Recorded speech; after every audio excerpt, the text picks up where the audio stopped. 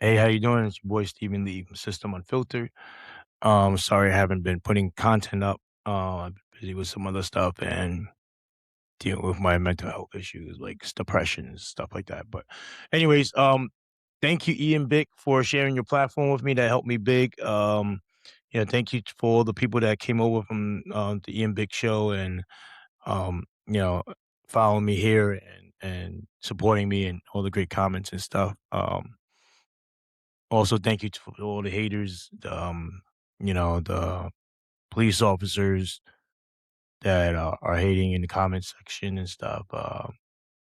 Just get to prove my point even more. So, anyways, I really wanted to come on.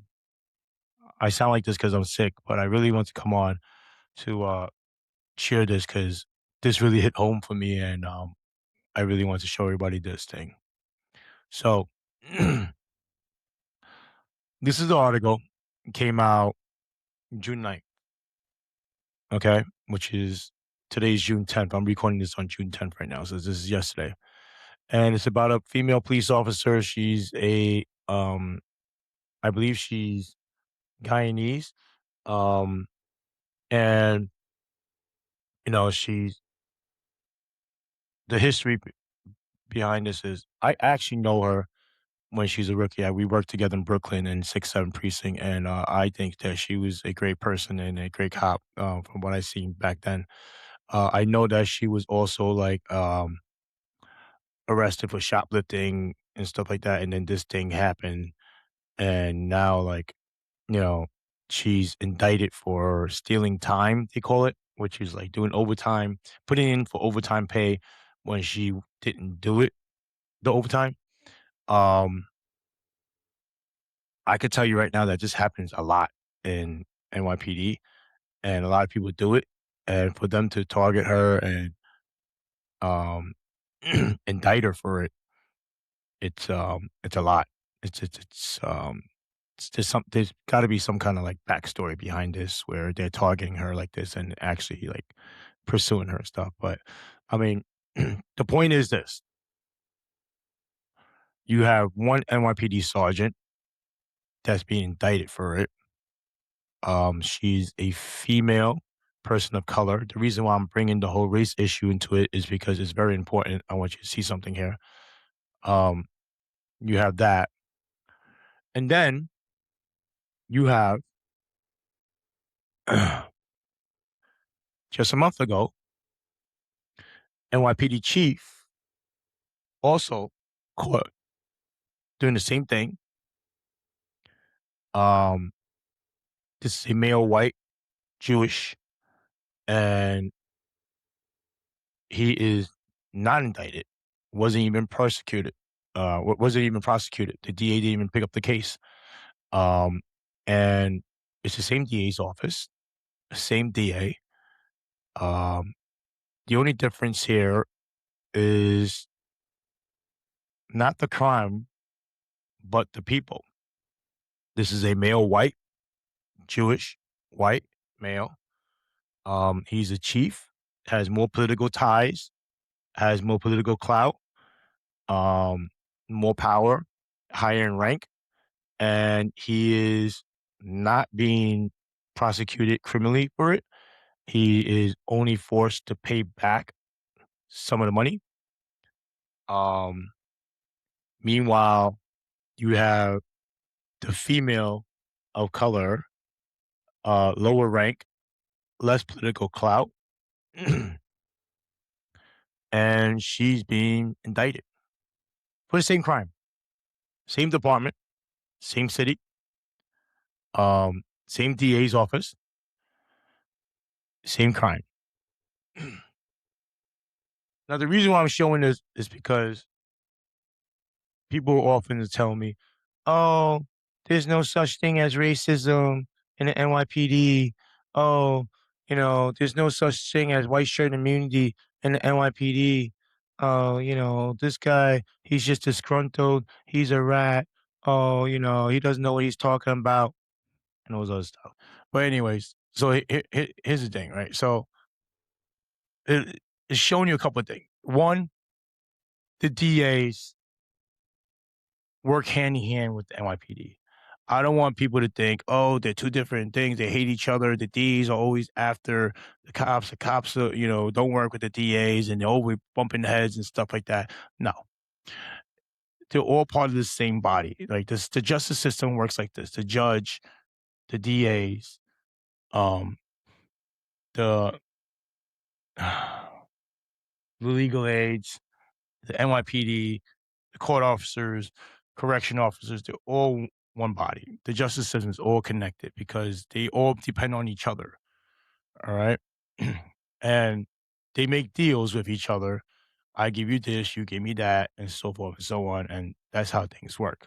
So I want you to see, because if justice was truly blind and if they persecuted everyone fairly, not based on their race or sex or nationality or rank or political status and so forth, then they both would be indicted right now, or they both will not be indicted right now, right? But instead, here you see female person of color, minority, of low rank, with no political connections, is indicted.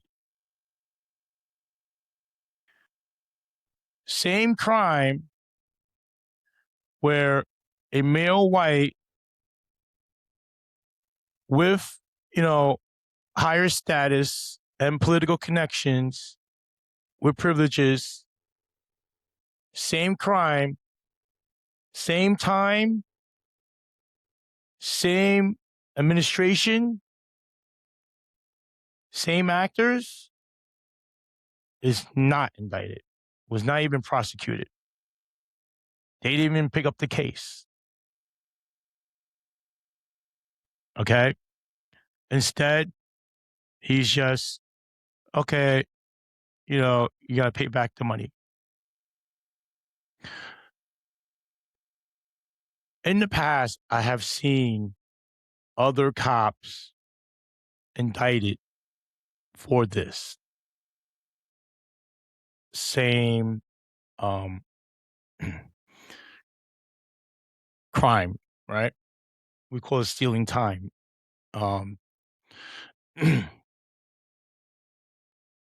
And it's always been used as like a weapon because it happens a lot in NYPD. A lot of people that are higher ranks, even to this day, get overtime, get overtime, get overtime. As you can see previously, there was I don't know if I can find the article. Let me try to find the article, but Madry recently also was stealing time and everything, and people in his office was stealing time. Um, Actually, you know what? I'm gonna share one of my one of the people I know, and he has a recording of it, of the conversation or whatever. So in part 3 of the Paul Saraceno files conducted by the NYPD's Internal Affairs, December 31st, 2024, they asked Paul Saraceno. I'm sorry.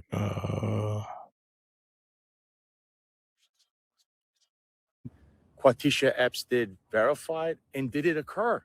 All of the overtime slips that we just went over from January till October, all of them were signed in one go at one time by you. They were signed at one time in one sit in the course of sitting to signing off on it. In November. I'm sorry? In November. In November. And I don't mean to be rhetorical, Sure. but you didn't conduct, I know she reports directly to the chief.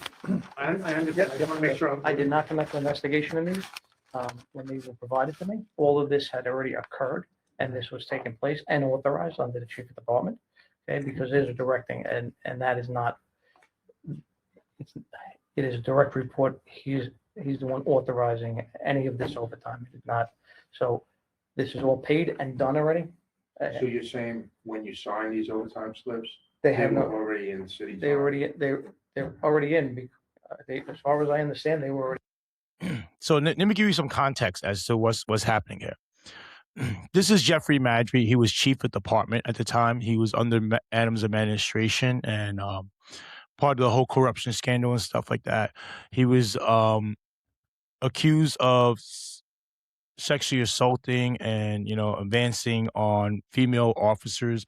He's also notoriously known for doing that over the course of years with the NYPD and stuff like that. And people's been covering up for him all this time and all this stuff.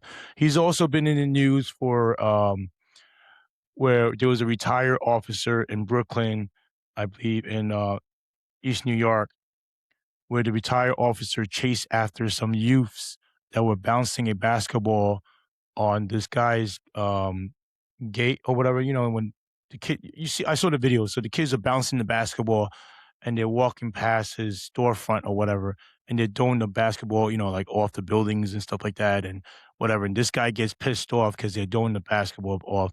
And then he chases them with his firearm. Like, this is a retired police officer chasing two kids with a basketball down the block.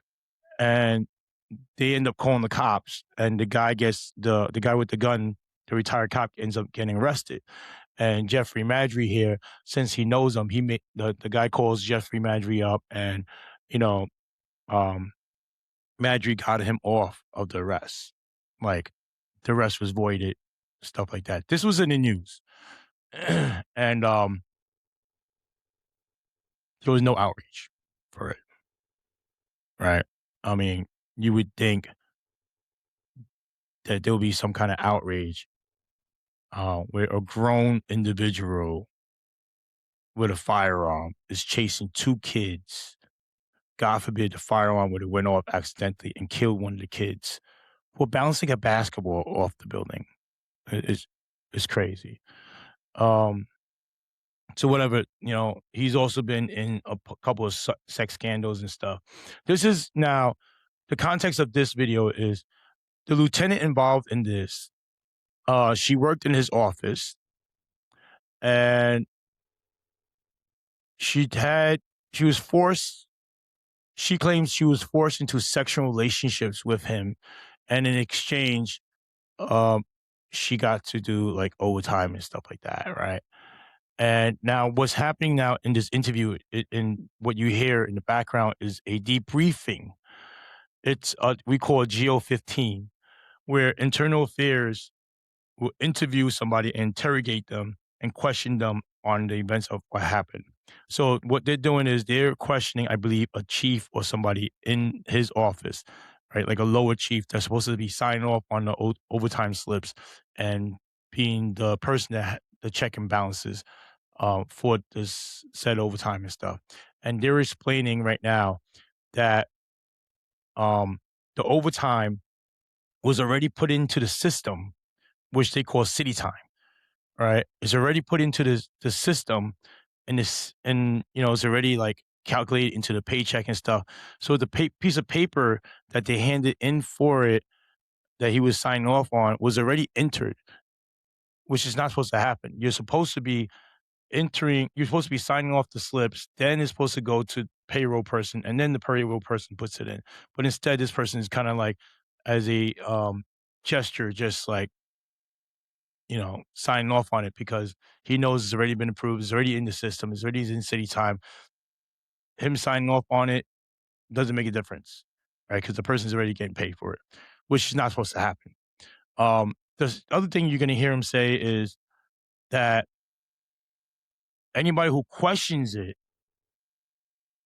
hey, this is the wrong way of doing it, or she's not here, she didn't do the overtime, she wasn't scheduled for overtime, whatever, stuff like that, or whoever like Madry authorized for this. It wasn't done because they know that they would be retaliated against heavily if so. Now, I'm bringing all this up because I'm showing you the culture of the NYPD, and the stuff that I've been saying over the past 10 years, people are like, oh, it's not like that. Oh, it's ridiculous. There's no quota system. Oh, there's no racism. Oh, he's just disgruntled. He's a rat. Oh, blah, blah, blah. He was a do nothing. Da, da, da, da, da, da, blah, blah, blah, blah. You see it. And all you sheep and haters and Joe Cop drinking the fucking Kool-Aid, hating in the comment section, go fuck yourself. Because this is what's happening and everybody sees it. All right. I don't know what kind of fucking Kool-Aid you're drinking where you are still hating in the comment section saying that it's not happening and this is not the case or whatever and stuff like that. Look at all the news medias that's coming on, right? Forget about the branding and stuff. Just look at all the evidence yourself. You're supposed to be cops. Just look at all the evidence that's happening.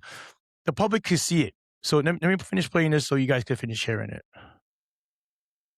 By the way, this is from Sal Greco's channel on TikTok.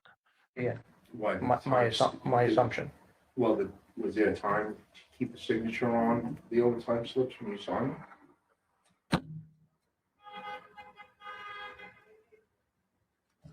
I can't. If you can't answer, you can't answer. I can't say for sure. What did you do? So after you signed I don't even know the number of overtime slips. No. After you signed that batch, what did you do with the overtime slips? I handed them back to her. When she presented to me, when she said about, she said that they are looking at her overtime and they need her overtime slips. Okay. They, meaning you guys. Stay tuned. More to come. So actually, that was the interview where she was saying how she was being investigated for the overtime and she needed to make up the overtime slips because there was no record of them because they were just putting it into the system and she was just getting paid for it. And so they were making up overtime slips and he was signing off on it, like forging overtime slips. But here's another one. The interrogation tape from Internal Affairs in regards to Paul Saraceno, who was interrogated over the entire Quatisha Epps overtime Jeffrey Madry scandal that everyone kept blaming what Quatisha Epps that she stole overtime. Well, let's hear from Paul Saraceno himself about this. So Lieutenant Epps gave you that batch all at the same time and you signed off on it? Yes. And that's for the exhibit January 1 through 14. What steps did you take to verify that Lieutenant Epps performed the overtime that's listed? How do you verify that the overtime was performed? This overtime was performed under Chief Madry, under his direction and direct reporting. I don't verify. There's no verifying. She works directly for him. The verification is that she reports directly to him and does whatever she's got to do for him. She does not. There is no direct reporting to me. And I have to say, there's one question, and this is kind of a little disturbing because there's one person, there's a couple of people with much higher ranking than he is. Now, this is Chief Madry, and there's a culture in that office and a culture in this department where if you go question a handful of people, your life is in your. I just want to get that on the record. And I've had instances of someone questioning Tim Pearson, and next day they're dole tested, and the next day they're transferred to wherever they got to go, and then they get site services goes to their house, and that happens time and time again. And I have these instances, and my members in the executive ranks watch this happen. So that was the union rep for the officer that was being interrogated, and he was saying that there's retaliation if you question and you don't go along with what the chief is ordering you to do and stuff. This is the union rep saying it. you know, Very interesting. Very interesting. So he did sign off on these slips, and it was authorized from Jeffrey Madry himself, right from the horse's mouth, Paul Saraceno. More to come. So in part 2 of the Saraceno files, on December 31st, 2024, Internal Affairs asked Paul Saraceno, what's the policy on signing overtime slips in the New York City Police Department and Chief Department's office? You get the overtime slips. Do you just sign the overtime slips, or do you check a command log? I think it's a Hold fair on. question. What was the policy prior to this for signing overtime slips in the chief of department's office? We did not sign overtime slips. Myself and Inspector Federal, Chief Federal didn't sign any of the overtime slips. Who signed them? They were signed as far as on the floor, they were signed on the floor by the supervisors. But Lieutenant Epps reported directly to Chief Madry. I did not sign, they was not signed. The direction came to sign overtime slips in November, to sign the overtime slips. And now I sign all the overtime slips. Okay, myself and Chief Federal, but I sign the lion's share of the overtime since So that's in November November of this year. November of this year. But that predates November of this year, that batch. Yes, it So does. we'll just go about that. Can I, and here's a question, can I see everything every batch instead of going through it piece by piece so that we can put it in context, if you don't mind? Sure. All right, because if we do this in piecemeal, it has a different connotation than what it is. And I apologize, gentlemen, but I want you to understand the right context because it's important, okay, for your investigation and everything else, all right? And for fairness of exactly where this lies, okay? This person, he reports directly to Chief Madry as far as duties and what she does or doesn't do for him or anything about her ICO duties or her personnel responsibility, all fits with him. It is not for discussion amongst the floor or amongst anyone. How about Myself- discussion amongst you? Do you direct? No, I do not direct her to do anything as far as anything. All direction comes from Chief Madry and Madry alone, okay? So understand that. Stay tuned. More to come in part 3. So this again is from Sal Greco's TikTok channel. It's at Sal Greco on TikTok. And he has a lot of information and stuff that he's been sending and stuff, and I've been meaning to cover and go over and stuff like that with you guys. But yeah, so this is the culture that's going on in NYPD. And I just want to share that with you. People stealing time, people, it's taxpayers' dollars and stuff like that. And the sad part is that nobody's holding them accountable for it. This is your money they're stealing. The public's money. This is why there's a budget, deficit. This is why NYPD's budget with the city has become the monstrous beast that it is. And this is why people are calling for defunding the police and abolishing the police and stuff, because all this stuff that's going on in it, right? Disgusting, selective persecution of certain people because of their class, color, race, sex orientation, and gender, right? Yeah, I know all that is not happening in these incidents that I pointed out, but it does happen. Okay.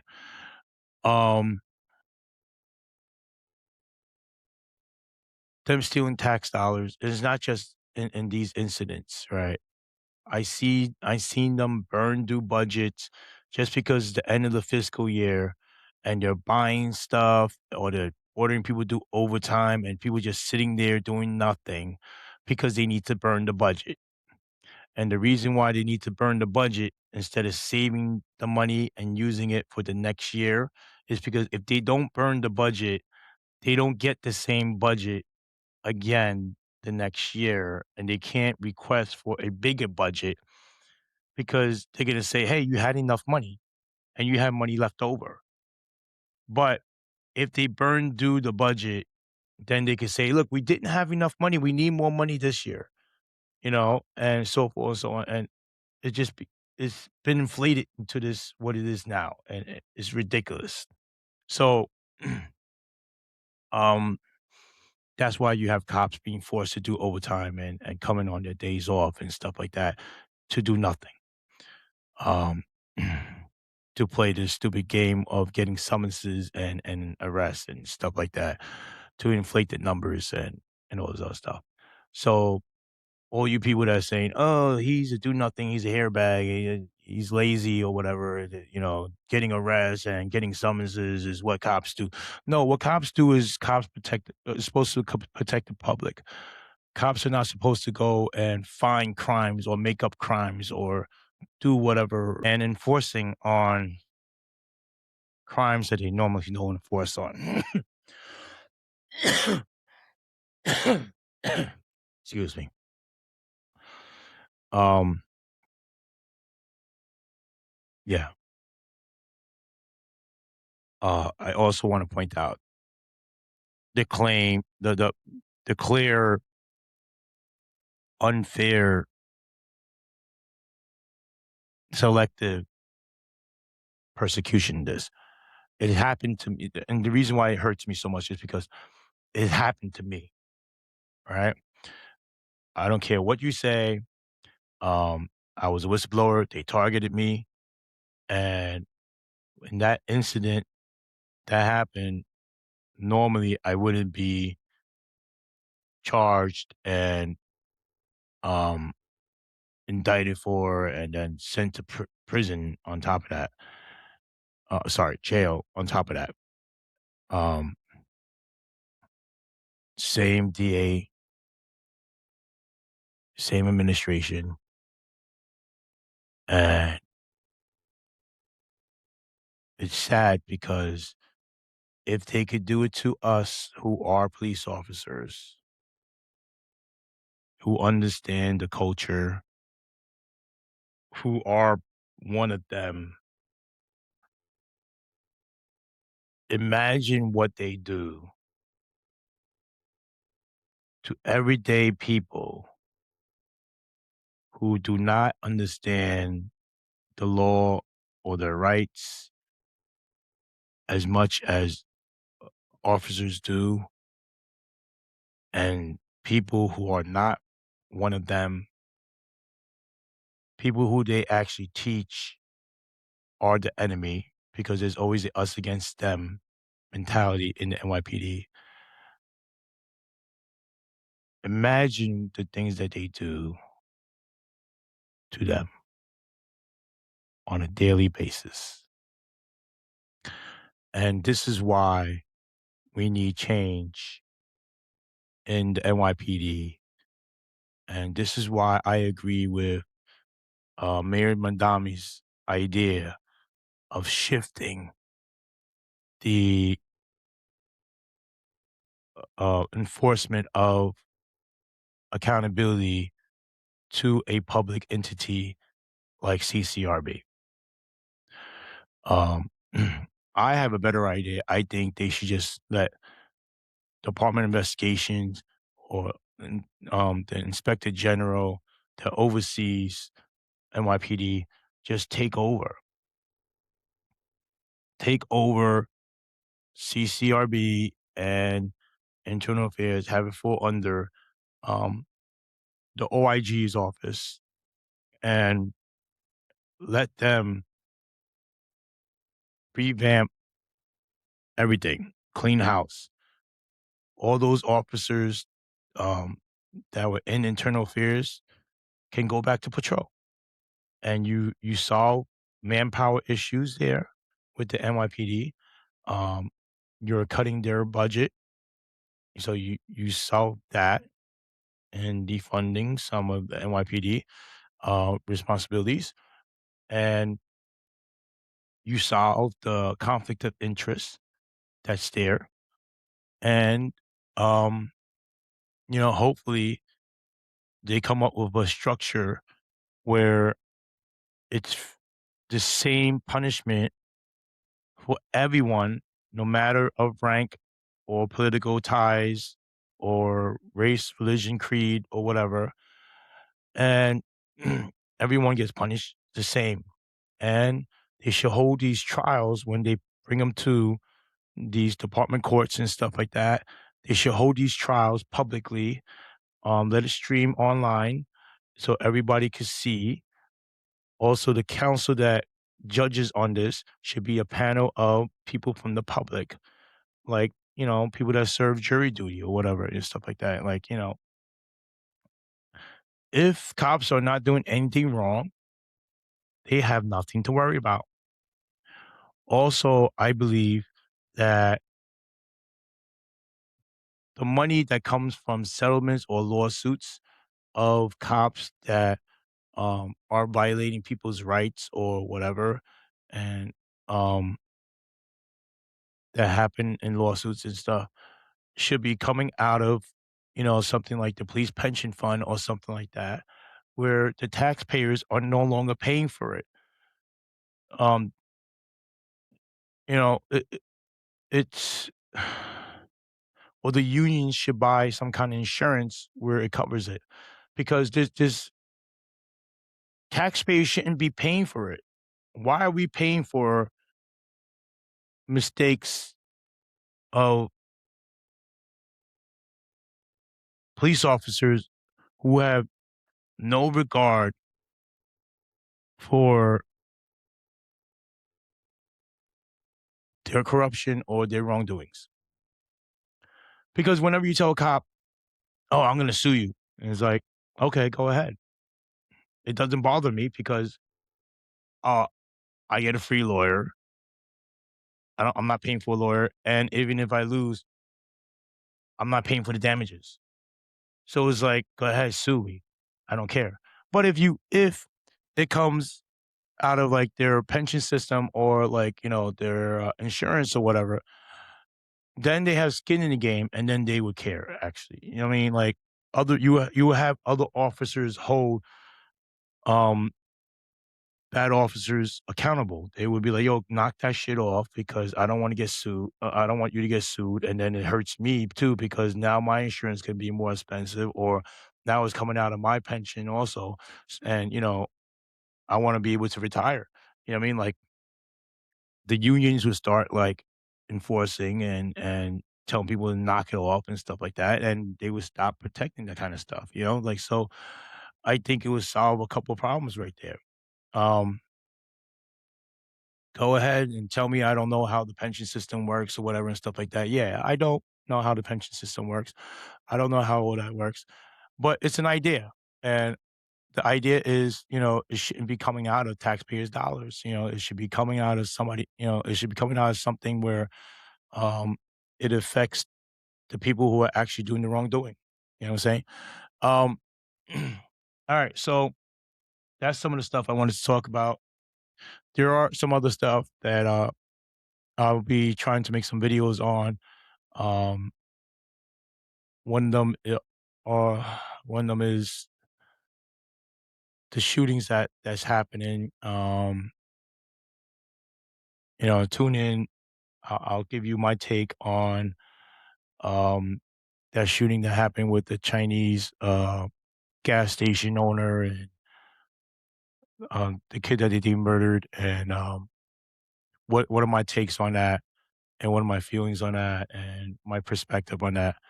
Um, and then the lashback of it. Also, I wanted to talk about that I also saw on social media. Um, there was a black youth that was defending himself, and he was just convicted of murder for it, where I think is unfair also. So, yeah, tune in.